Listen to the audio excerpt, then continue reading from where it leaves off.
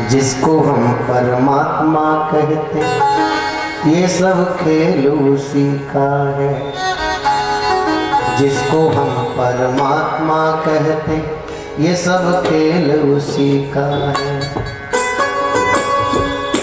सब लोग कहिए,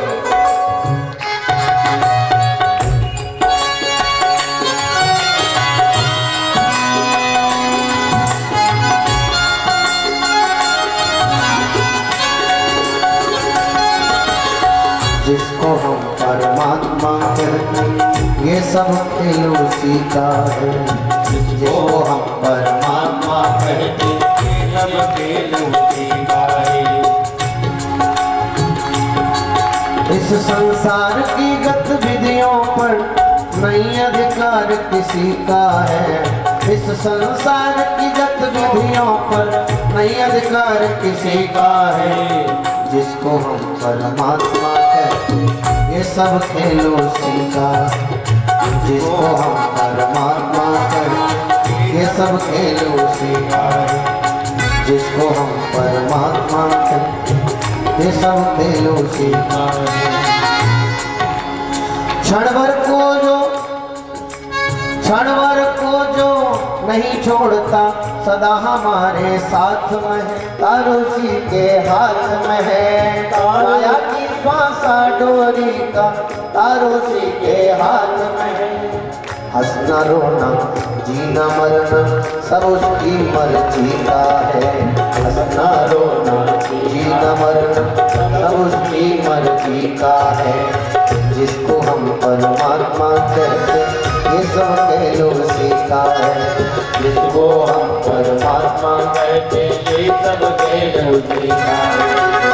और निर्धन धनी धनी धनी हो निर्धन, ज्ञानी मूर्ख ज्ञानी, सब कुछ अदल बदल देने में कोई नहीं उसकी सामी। सब कुछ अदल बदल देने में कोई नहीं उसकी सामी।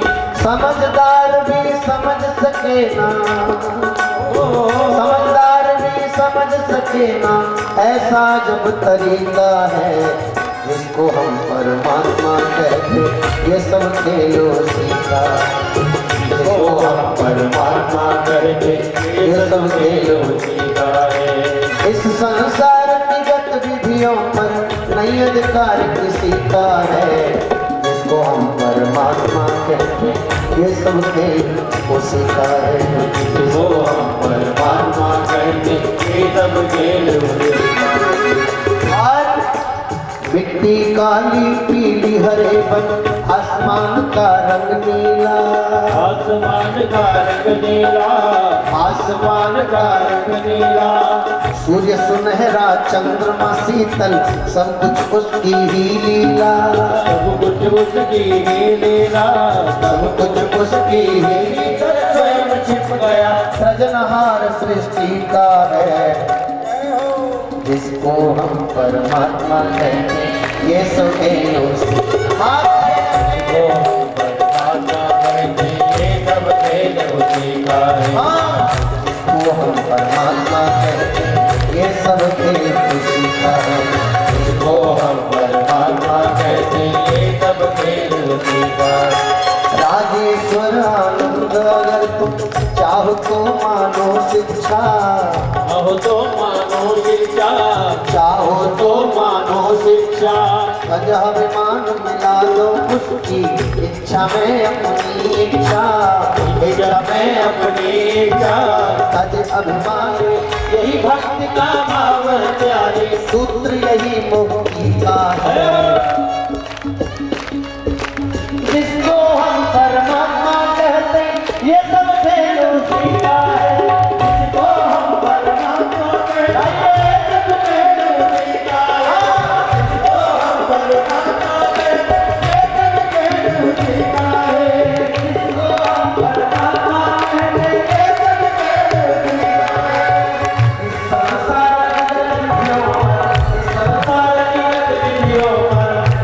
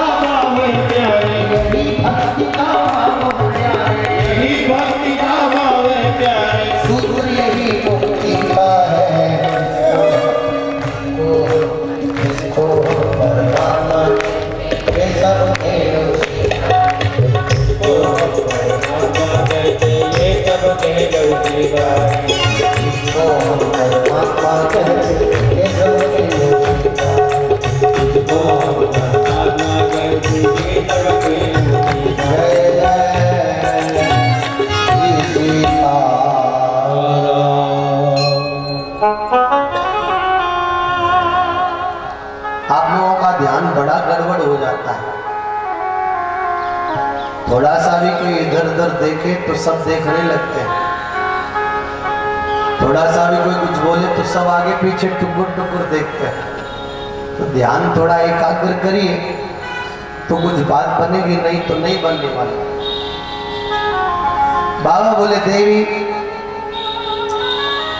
बड़े प्रेम से तुम इस प्रसंग को श्रवण करो। तब भगवान शंकर ने नारद जी के द्वारा भगवान को श्राप कैसे लगा, क्यों लगा, ये प्रसंग आप विस्तार से श्रवण करिए। बाबा बोले देवी एक बार नारद जी विचरण करते करते हिमालय की ओर जा रहे थे और हिमालय में विचरण करते करते नारद जी को एक उपत्यका दिखाई दी। उपत्यका मतलब समझे, एक गुफा, एक कंदरा दिखाई दी नारद जी को। और इतना सुंदर और रमणीक स्थल है ये कि नारद जी को लगा कि यहां बैठ जाना चाहिए। पास में ही माता गंगा की धारा बह रही है। गंगा की धारा को देख करके, हिमालय की तलहटी में इस उपत्यका को देख करके नारद जी का मन भजन करने का बना। लेकिन श्राप नारद जी को टिकने नहीं देता है। नारद जी को श्राप लगा है ना दक्ष प्रजापति का।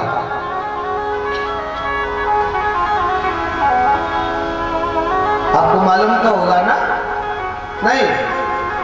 अरे बात ऐसी है, दक्ष प्रजापति के बेटा वन से भजन करने के बाद में जब वापस लौट रहे थे तो नारद जी मार्ग में मिल जाते। नारायण नारायण कहाँ जा रहे हो? तो दक्ष के बेटा बोले महाराज तपस्या पूरी हो गई, अब विवाह करेंगे, अब गृहस्थी बसाएंगे। नारद जी बोले काय को झंझट में पड़ते हो, चले गृहस्थी बसाने के। अरे भगवान का भजन करो, वन में ही विचरण करो, काय को जंजाल में पड़ते हो। साल समझाया कि जितने भी बालक दक्ष प्रजापति के विवाह करने के लिए राज्य में वापस आ रहे थे, घर वापस आ रहे थे, सबको बाबा जी बना दिया। कोई बेटा घर वापस लौटा ही नहीं और पता चला कि ये नारद जी की करतूत है। सो दक्ष प्रजापति ने नारद जी को श्राप दे दिया, तुम एक जगह पे कहीं ठहर नहीं पाओगे, ये मेरा श्राप है। क्योंकि आगे भी मेरे पुत्र जन्म लेंगे और तुम कहीं एक ही जगह पे ठहर के उनको उपदेश करते रहे तो फिर बाबा जी बना दोगे। अच्छा आप एक बात विचार करिए, क्या नारद जी ने बाबा जी बना करके कुछ गलत किया क्या? देखो हृदय से बोलना और सत्य बोलना। नारद जी ने अगर दक्ष के बेटाओं को बाबा जी बना दिया तो क्या गलत किया? अच्छा बाबा जी अच्छे लगते हैं कि नहीं? संत अच्छे लगते हैं कि नहीं? महापुरुष अच्छे लगते हैं कि नहीं? तो बाबा जी बनाना कोई बुरी बात है? नारद जी ने सबको बाबा जी बना दिया तो कोई बुरा किया क्या? बुरा तो नहीं किया, पर आप विचार करो, यदि सब ही बाबा जी बन जाएंगे तो बाबा जी बनने बंद हो जाएंगे कि नहीं?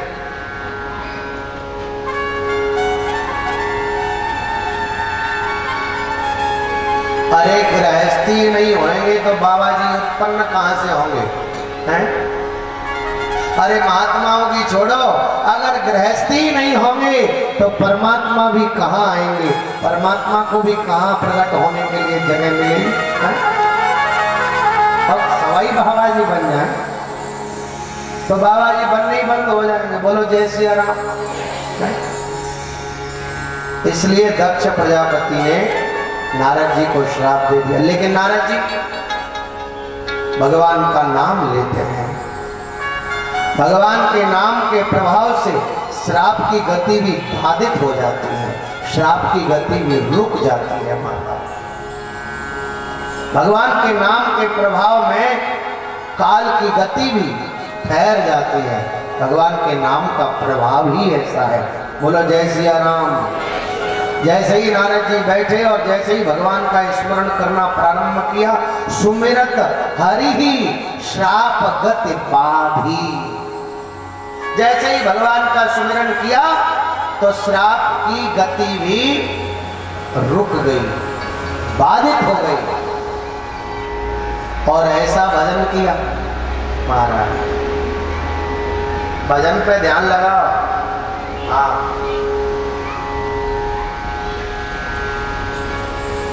सब ठीक हो जाएगा। और ध्यान भजन पे नहीं गया, सब गड़बड़ ही गड़बड़ है।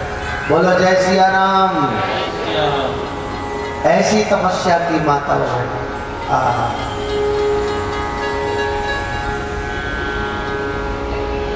धूप, गर्मी, सर्दी, आंधी, तूफान नारद जी की तपस्या को हिला नहीं। अरे धूप की, सर्दी की, गर्मी की कौन कहे। कामदेव अपनी सेना को लेकर के आए, नारद जी की तपस्या को भंग करने का प्रयत्न किया। नारद जी की तपस्या भंग नहीं भई। बोलो जय सिया राम। अच्छा विचार करिए, भगवान की कृपा जिनके ऊपर है, जो भगवान के नाम को ले रहे हैं, जो भगवान के चरणों में अपना समर्पण कर बैठे हैं, क्या उनका कोई बाल बांका कर सकता है? अरे जग में जगन्नाथ का दास जगत से हार नहीं सकता, प्रभु का सच्चा दिल से भक्त उसे कोई मार नहीं सकता है? कौन हिला सकता है, कौन डिगा सकता है? बोलो जय सिया राम। काशी का राजा बाबा तुलसीदास जी के पास आया और तुलसीदास जी से बोला, मेरे ग्रह प्रतिकूल हैं, शनि की महादशा चल रही है, मार्केश का योग है, मुझे क्या करना चाहिए? बाबा तुलसीदास जी ने कहा, ग्रहों के चक्कर में पड़ने की क्या आवश्यकता है? बोले तो मेरे योग में मार्केश है, शनि की महादशा है, क्या करूंगा मैं? बाबा तुलसीदास जी कहते हैं, नवग्रह से ऊपर एक ग्रह और है। बोले कौन सा? तो बाबा तुलसीदास जी कहते हैं, अनुग्रह। भगवान का अनुग्रह यदि प्राप्त हो जाए, यानी भगवान के चरणों में प्रेम हो जाए, तो नवग्रह भी हमारा कुछ बिगाड़ नहीं सकते। बोलो जय सिया राम। कामदेव आया, बाबा की तपस्या भंग नहीं भई। अब काम से तपस्या भंग नहीं भई, काम का काम नहीं बना, तो विचार किया अब क्या करूं, क्योंकि देवता भयभीत हैं, कहीं हमारे इंद्रासन को प्राप्त करने के लिए तो बाबा तपस्या नहीं कर रहे। सो कामदेव को भेज दिया, काम परेशान। राम में यदि मन लगे तो काम तुमसे परेशान हो सकता है, तुम काम से परेशान, ये सूत्र है। मन राम में रहेगा तो तुम काम से परेशान नहीं हो सकते, और यदि मन काम में लगा तो काम से परेशान हो जाओगे।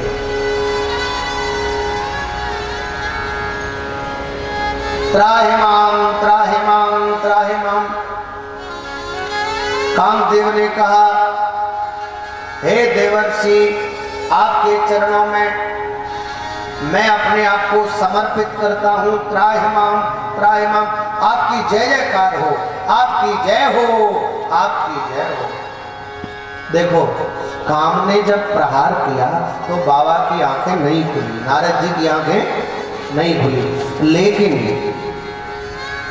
जब कामदेव ने जय जयकार करी और शरणागति ग्रहण कर ली, प्रशंसा करी, तो नारद जी की आंखें खुल गई।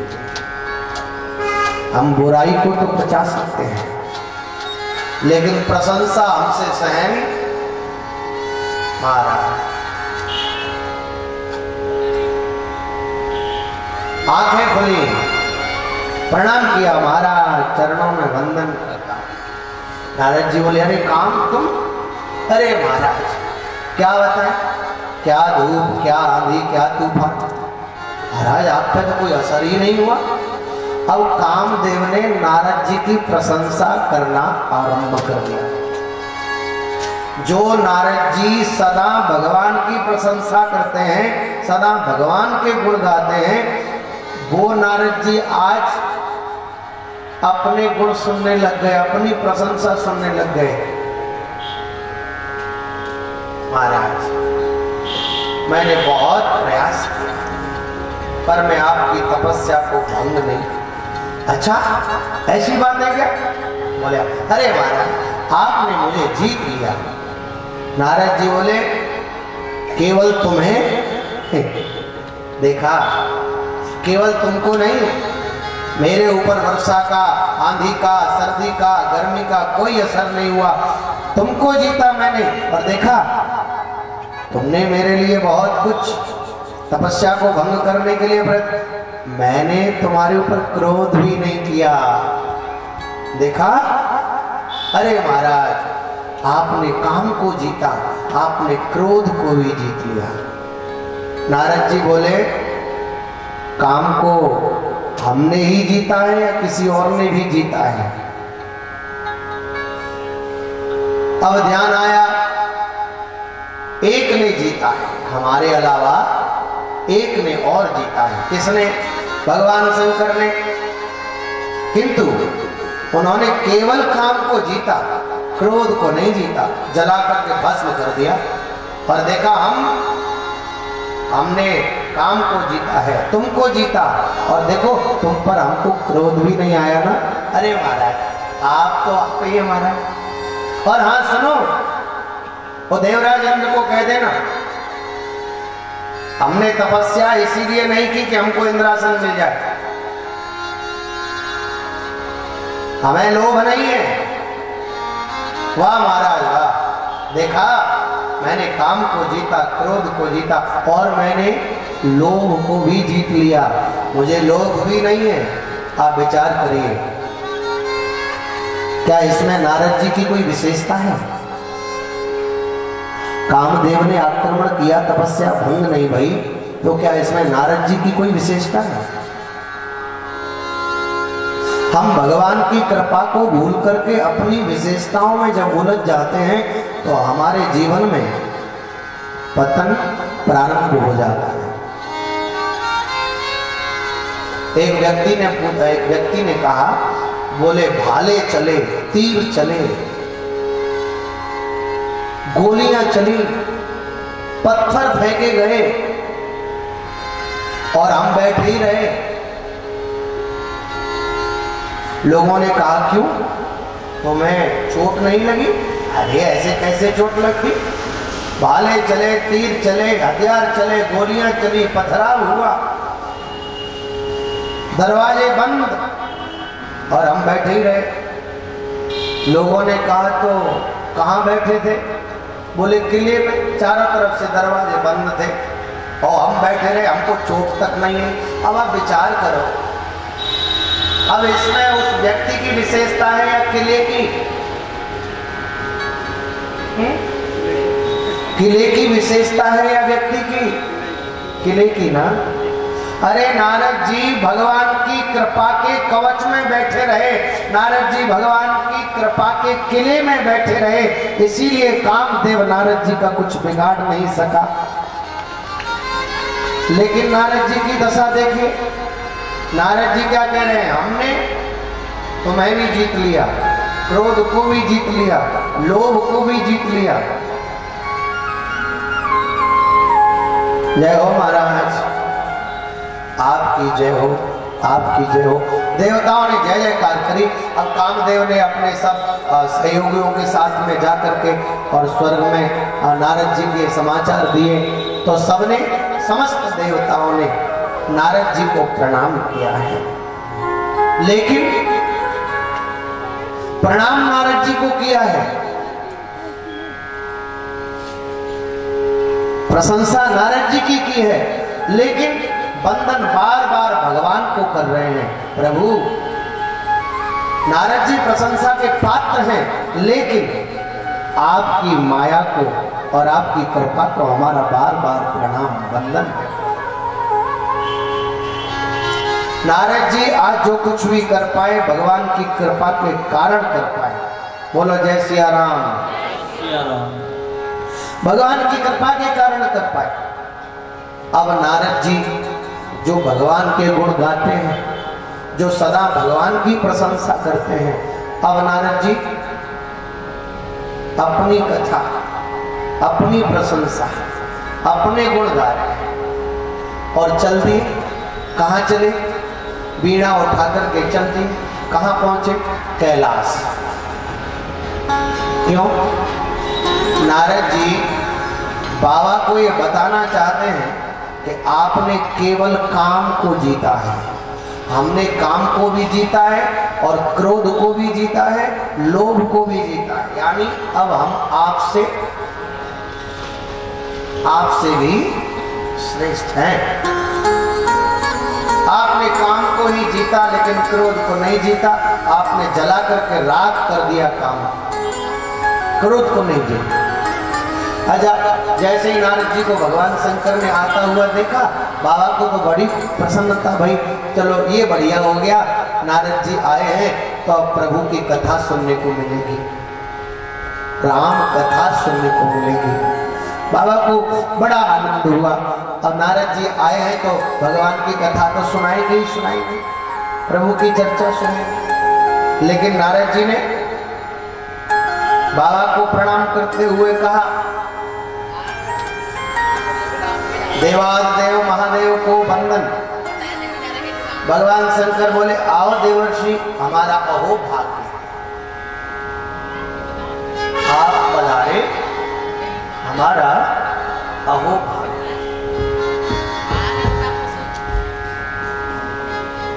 भगवान बोले, आज तो राम कथा सुनने को मिलेगी, प्रभु की कथा सुनने को मिलेगी। नारद जी बोले, वो तो हम सुनाते ही हैं, पर आज तो एक नई कथा सुनाएंगे। भगवान को लगा, वाह, भगवान की कथा तो नित्य नवीन होती है, रोज नई नई होती है। और नारद जी कह रहे कि आज भगवान की कथा नहीं, एक और नई कथा सुनाएंगे। बोले क्या? बस फिर क्या था? हमने काम को जीता, हमने क्रोध को जीता, हमने लोभ को जीता, वर्षा का भी कोई असर नहीं, सर्दी का भी कोई, अरे काम गिड़गिड़ाया महाराज।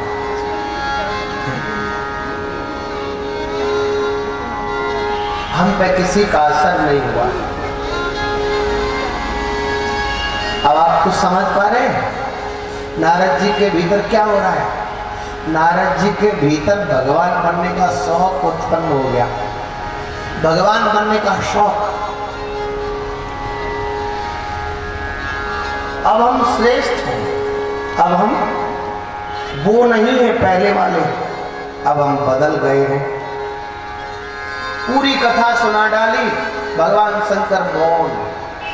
अच्छा, वक्ता पूरी कथा सुनाए और श्रोता ना हिले न डुले और ना ताली बजावे, ना हंसे और ना कोई प्रतिक्रिया व्यक्त करे। सोचो उस वक्ता के ऊपर क्या बीतेगी। लेकिन फिर भी नारद जी को लगा कुछ कहा नहीं, मौन है। तो नारद जी बोले, कहो महाराज, कैसी लगी कथा? वक्ता पूछ ही लेता है, आज कैसी रही कथा, आनंद आया ना? भोले बाबा ने हाथ जोड़ करके कहा, एक बार नहीं, दो बार, बार बार कहा। क्या? नारद जी से बाबा बोले, जो हमें सुनाई है, हमें सुनाई सो सुनाई, पर किसी और को मत सुनाना।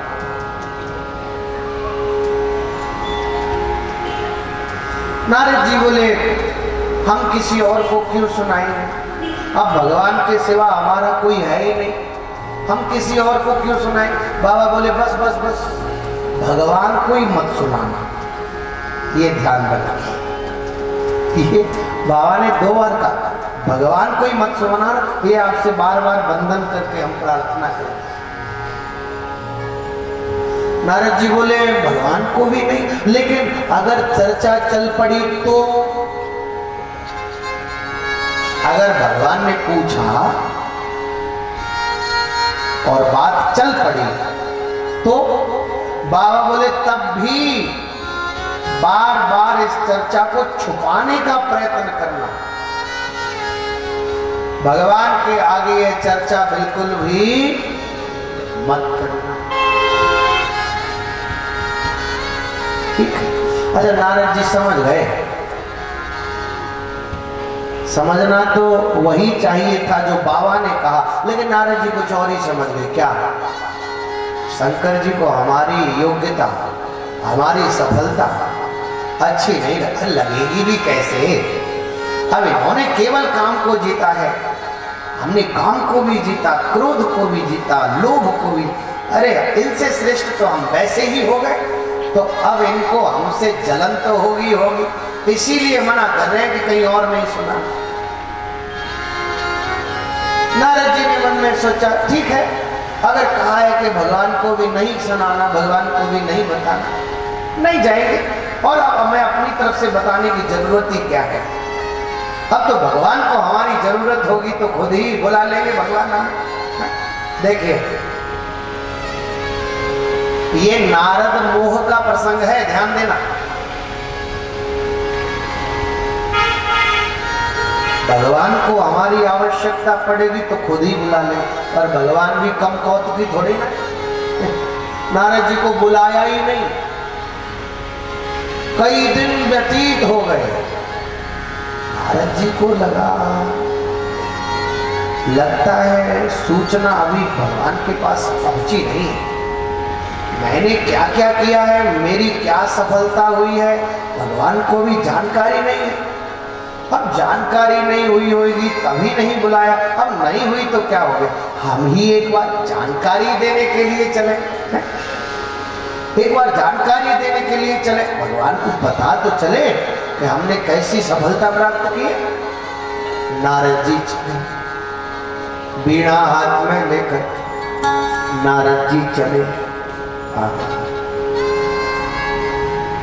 एक बार बार की बात नहीं कर रहे हैं बाबा तुलसीदास, केवल एक बार ये सफलता प्राप्त करने के बाद नारद जी एक बार ही जाना था, क्योंकि अहम ही इतना हो गया कि अब भगवान के पास बार बार जाने का मन ही नहीं होता।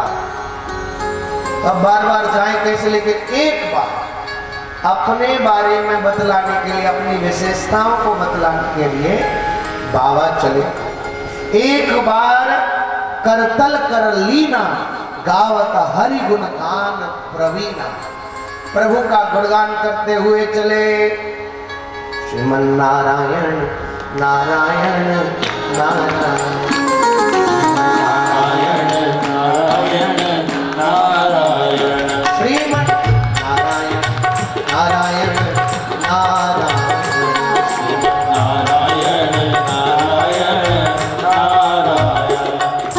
नारायण नारायण नारायण नारायण नारायण, श्रीमन नारायण नारायण नारायण, श्रीमन नारायण नारायण नारायण नारायण नारायण नारायण।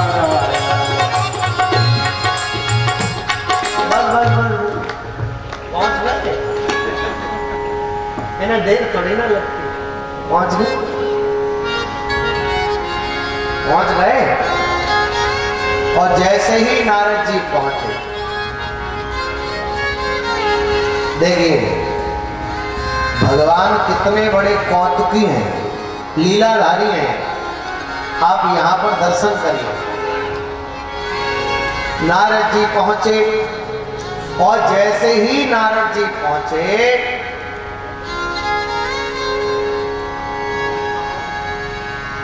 तो नारद जी प्रणाम करते उससे पहले ही भगवान खड़े हो गए और हाथ जोड़ने लगे थे।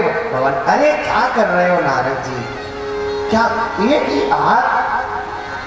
हाथ क्यों जोड़े? नारद जी को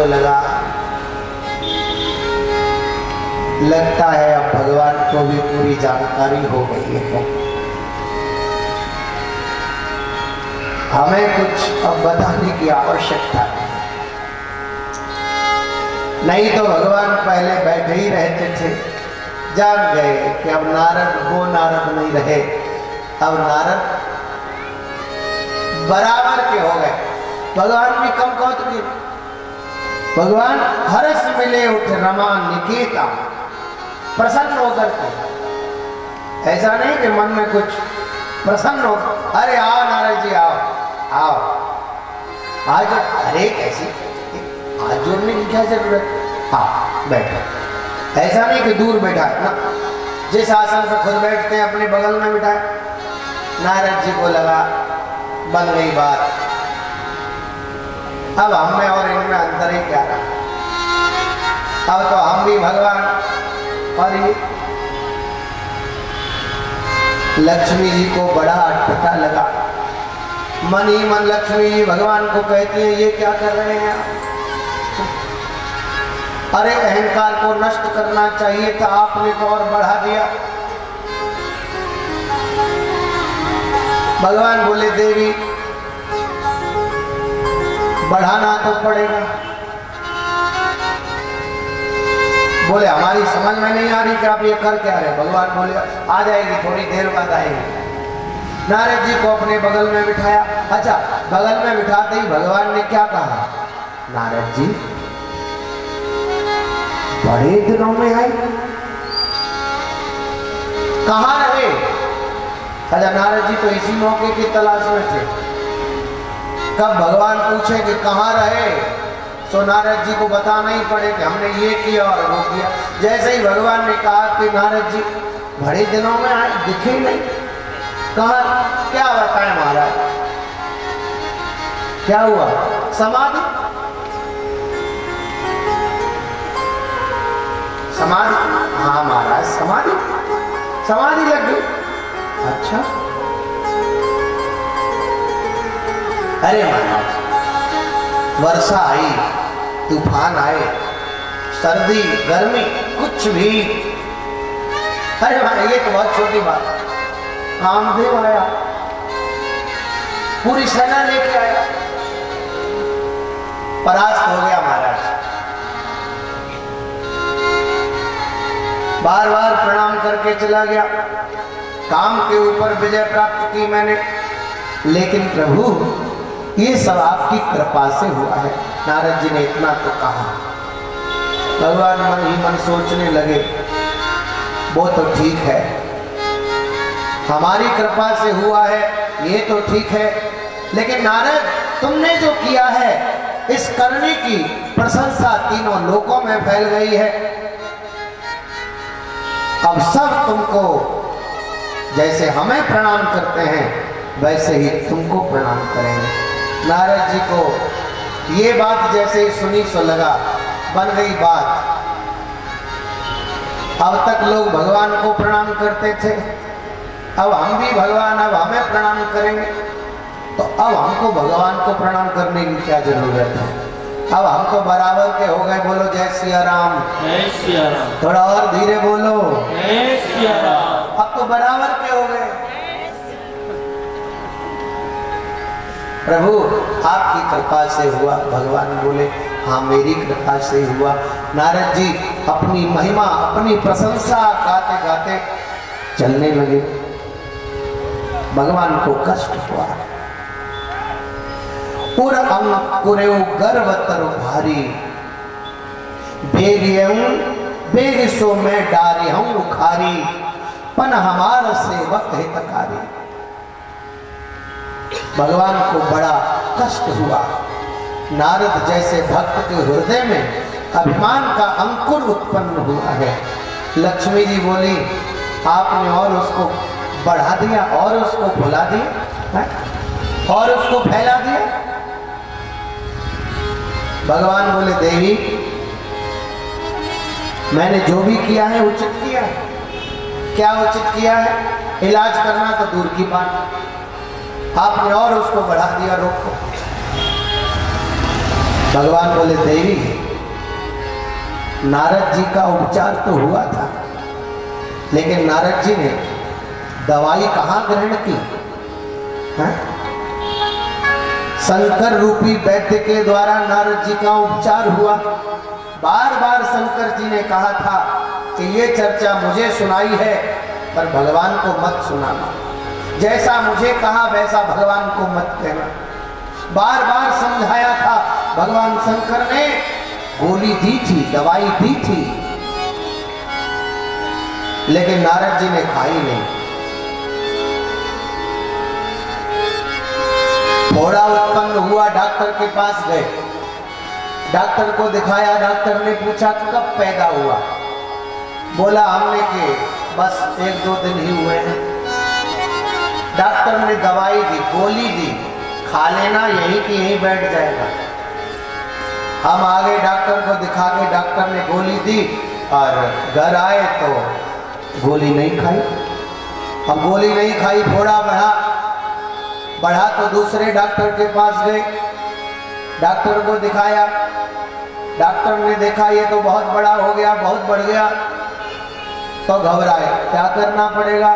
डॉक्टर बोला अब तो ऑपरेशन करना पड़ेगा। भगवान कहना चाहते हैं देवी, शंकर रूपी वैद्य ने उपचार किया था, गोली दी थी, लेकिन नारद ने खाई नहीं।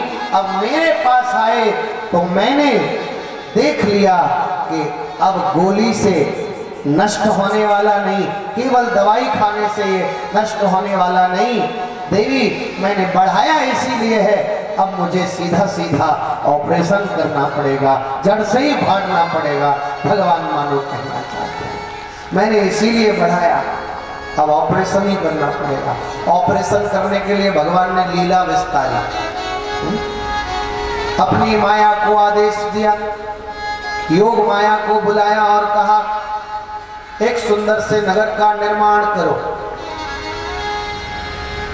तो योग माया ने माताओं बहनों 100 योजन लंबा चौड़ा एक नगर बनाया।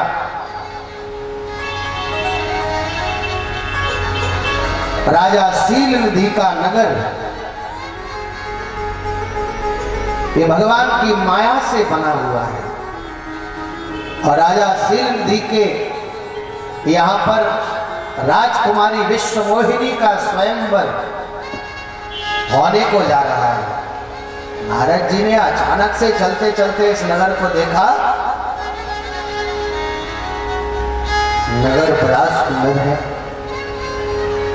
देखिए, अब दूर से ही दिख रहा है कि सुंदर है, तो अंदर जाकर के देखने की क्या इच्छा होनी चाहिए, क्या फायदा अंदर जाकर के देखने का।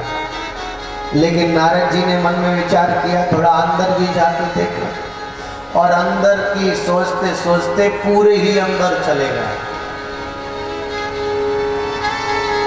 और वहां जैसे ही पहुंचे तो राजा शीलनिधि ने नारद जी का स्वागत किया, और नारद जी का स्वागत करने के बाद अपनी बिटिया को बुलाया, और बिटिया को बुलाकर के नारद जी को कहा महाराज थोड़ा इसे देखो। जहां नारद जी को राजा शीलनिधि ने अपनी बिटिया विश्वमोहिनी को दिखाया। ये विश्वमोहिनी कौन है? ये माया ही विश्वमोहिनी है। सब जग को रही नचाए, हरी माया जादूगरनी, अति अद्भुत खेल रचाए, हरी माया जादूगरनी। विश्वमोहिनी को दिखाया। अब हाथ देखने को कहा था कि रेखा देखी, इसके भाग्य में क्या लिखा है। अब नारद जी हाथ को देख ले एक बार, फिर ऊपर देख ले, ऊपर उसको देखने के बाद फिर हाथ को देख ले। अब हाथ को कम देखते और विश्वमोहिनी को ज्यादा। क्यों? क्योंकि हस्तरेखाओं को देखने के बाद नारद जी को पता लगा इसको जो पाएगा वो अमर हो जाएगा, इसको जो पाएगा वो अजय हो जाएगा। नारद जी को मन में लगा बस इसी बात की तो कमी थी, भगवान में और हम में और कमी क्या रह गई, यही तो रह गई थी। हे विधाता, हे प्रभु, अगर इसके संग में मेरा विवाह हो जाए तो मैं भी अमर हो जाऊं, मैं भी। अब समुद्र से जैसे लक्ष्मी निकली, भगवान समुद्र में ही रह गए। अब मेरा भी इसके संग विवाह हो जाए तो मैं भी यहीं रह जाऊं। नारद जी के मन में भीतर ही भीतर ये भावना उत्पन्न हो गई। अच्छा, हस्तरेखा में जो लिखा है वो लिखा ऐसे है, समझने का थोड़ा रवैया अलग हो गया। लिखा ऐसे है कि जो इसको प्राप्त करने वाला होगा वो अमर होगा, कोई सामान्य नहीं होगा, वो अमर होगा, अजय होगा। और नारद जी ने क्या सोच लिया, अगर ये मुझे मिल जाएगी तो मैं अजय हो जाऊंगा, मैं अमर हो जाऊंगा। उल्टा समझ लिया। अब माया को जीतने वाले तो मेरे प्रभु ही हैं, अजर और अमर तो मेरे प्रभु ही हैं, माया तो भगवान की है। लेकिन नारद जी ने चूंकि अहंकार जो भरा हुआ है, अपनी प्रशंसा के मारे फूले, अपने किए हुए के मारे फूले नहीं संभाला। अब थोड़े थोड़े जो भी गुण थे जो बताने ही चाहिए थे वो बता दिए, पर जो अपने मन में सोचा था वो नहीं बताया। स्वयंवर की तैयारियां शुरू हो गई। अब विवाह करने की इच्छा उत्पन्न हो गई तो भगवान को याद किया। देखिए, नारद जी ने भगवान को याद किया तो भगवान प्रकट हो गए। भगवान ने प्रकट होकर कहा, नारद जी आपने हमको याद किया, बुलाया हमको। हाँ प्रभु बुलाया। बोले क्यों? वो एक काम था प्रभु। क्या था? काम था। भगवान मनी मन हंसे। कल तो कह रहे थे कि काम को जीता, क्रोध को जीता, लोभ को जीता, और हाल ही में कहने लग गए कि एक काम आ गया, एक काम है। भगवान ने मनी मन विचार किया, हमारी माया का पूरा पूरा प्रभाव हो रहा है, यानी हमारी कार्रवाई बिल्कुल ठीक चल रही है। बोलो जय सिया राम। सिया राम। भगवान बोले क्या चाहते हो बताओ। तो नारद जी बोले, प्रभु वो विवाह करने की इच्छा थी, तो बताइए हम आपकी क्या सहायता करें। नारद जी बोले, वो आप अपना रूप दे देते तो हमारा ब्याह हो जाता। भगवान फिर हंसे, वाह, रूप हमारा और विवाह तुम्हारा। वाह नारद जी वाह। अरे मांगने की भी कोई हद होती है। रूप हमारा होगा और विवाह तुम्हारा। भगवान हंसे।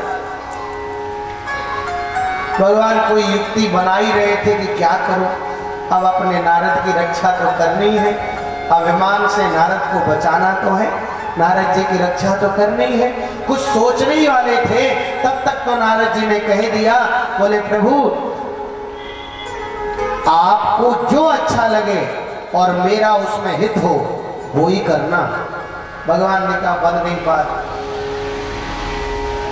भगवान ने कहा बन गई बात, तो क्या किया, नारद जी को बंदर बना दिया। क्या बना दिया? बंदर। और जहां नारद जी बंदर बने तो भगवान शंकर ने अपने 2 गण भेज रखे थे देखने के लिए, ये जानकारी करने के लिए कि जो हमको सुनाई कथा वो कथा भगवान को ना सुना दे, तुम पता करना। तो ये पीछे ही पीछे लगे थे नारद जी के। यूं मान लो कि ये संवाददाता है, पीछे ही पीछे लगे। और जहां नारद जी को बंदर का रूप भगवान ने दिया तो इन दोनों गणों ने भगवान शंकर से कहा, बंदर बन गए लेकिन हमको दिखाई नहीं दे रहे, भगवान शंकर ने कहा ये रूप केवल भगवान को दिखेगा, मुझे दिखेगा और किसी को नहीं दिखेगा। विश्व मोहिनी को दिखेगा और किसी को नहीं दिखेगा। महाराज हमें तो दिखना चाहिए, हम तो आपके मुख्य गण हैं। भगवान बोले ना ये गुप्त है, ये किसी को दिखेगा। महाराज कितनी ही गुप्त घटना हो, कितनी ही गुप्त कोई जानकारी हो, संवाददाताओं से क्या छुपाना। महाराज हमें तो पता चलना चाहिए। अब आगे क्या क्या होगा तभी तो हम बता पाएंगे। अच्छा ठीक है, तुमको भी दिखने को मिलेगा। अब इन दोनों को भी दिखे। स्वयंवर प्रारंभ हुआ। अब नारद जी बंदर बन गए, बैठ गए स्वयंवर के बीच में। विश्व मोहिनी आई जयमाला लेकर के। अब जयमाला लेकर के जैसे ही विश्व मोहिनी आई और नारद जी को तो ऐसा लग रहा है कि रूप हमारा प्रभु का है तो जयमाला हमारे ही डलेगी। विश्व मोहिनी आई तो बीच में ही भगवान प्रकट हो गए और जैसे ही प्रकट भगवान भये तो विश्व मोहिनी ने भगवान के गले में जयमाला डाल दी।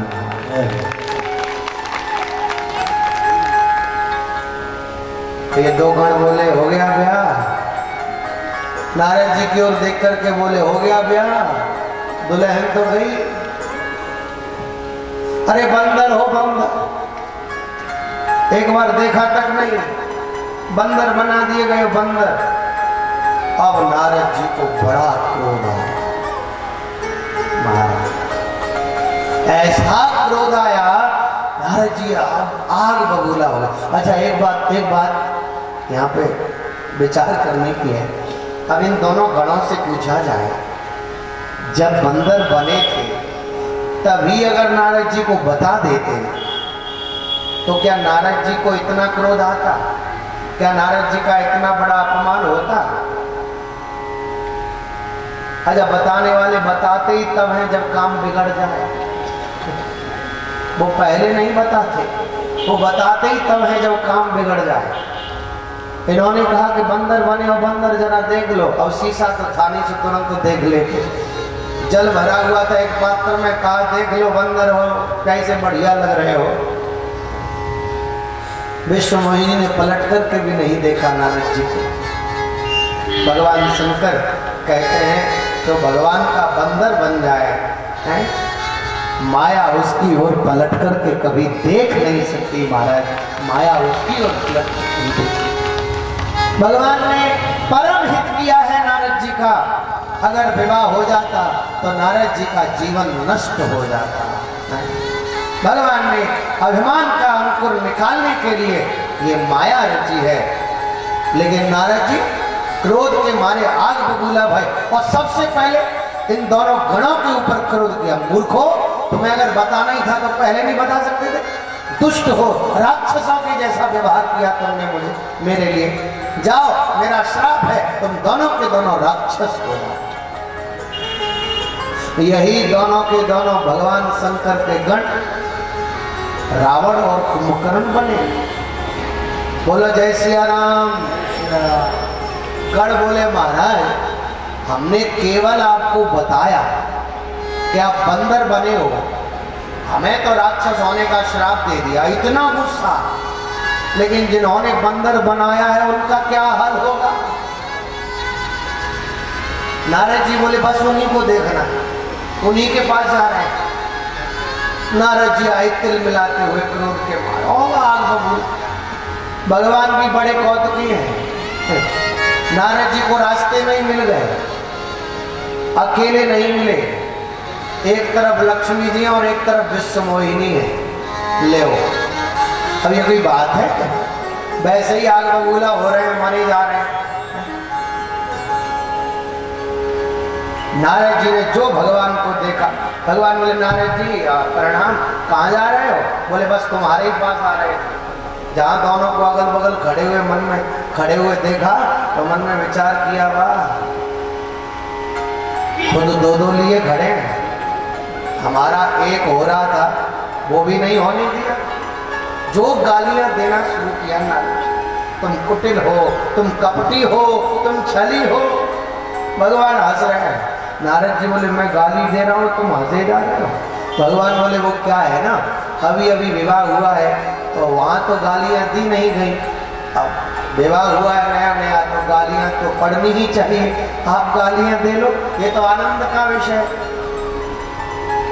भगवान से नारद जी बोले मैं जानता हूं आप परम स्वतंत्र हैं, परम स्वतंत्र न सिर पर कोई, इसीलिए आप जो मन में आता है सो कर देते हैं, लेकिन अब ऐसा नहीं होगा।